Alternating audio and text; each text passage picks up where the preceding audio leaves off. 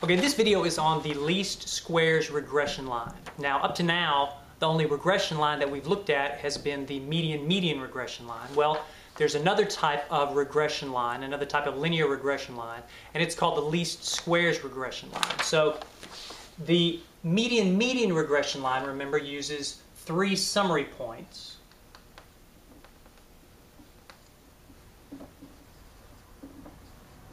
In order to come up with the equation for the regression line. And this, using the 3 summary points, this is like summarizing a data set using the median as a measure of central tendency. In other words, taking an entire data set and just summarizing it into that one, using that one number, the median.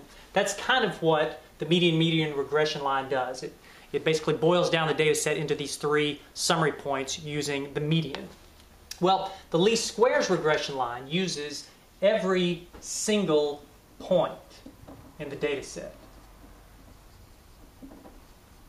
And if you use every single point in your data set, that's like summarizing a data set using the mean. Remember, if we had a whole bunch of numbers in a data set and we wanted to summarize those numbers just using one number, we would use a measure of central tendency, and the mean is the number that uses every single point in the data set. Well, that's kind of like the least squares regression line. The least squares regression line attempts to minimize each residual. And actually, more specifically, the least squares line tries to minimize the squares of the residuals. And this is why it's called, that's where the name comes from, the least squares regression line, because you're trying to minimize, that is, come up with the least squares. You want the squares of those residuals to be as small as possible. So let's take a look at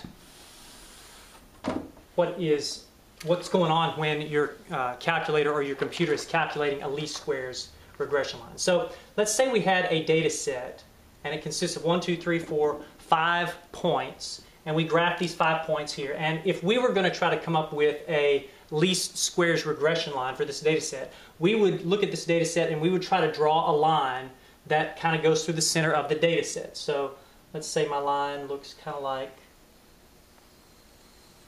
something like that. All right, goes right through the middle of the data set.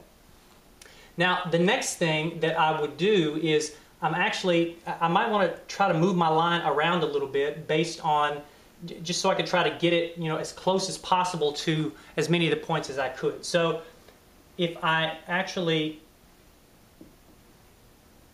draw a line here that kind of represents the distance of each one of these points to the line, this line would represent my residual, right? The distance between the actual y value and the predicted y value.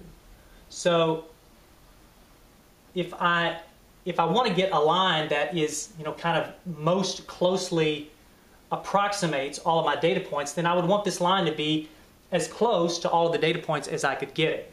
Well, what the least squares method does is it actually takes each one of these distances and squares the distance. So you can kind of think of that visually as, if you draw a little square here, and each side of the square is the distance from that point to the line, then you might have a bunch of squares that look kind of like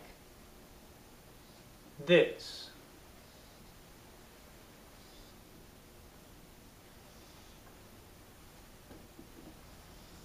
And what the least squares regression method does is it draws a line, essentially draws a line through the data set, and then it kind of moves that line around a little bit until it can figure out where a line is that makes essentially all of these squares, when you look at all of them together, it makes all the squares as small as they can possibly be. And then it calls that the least squares regression line.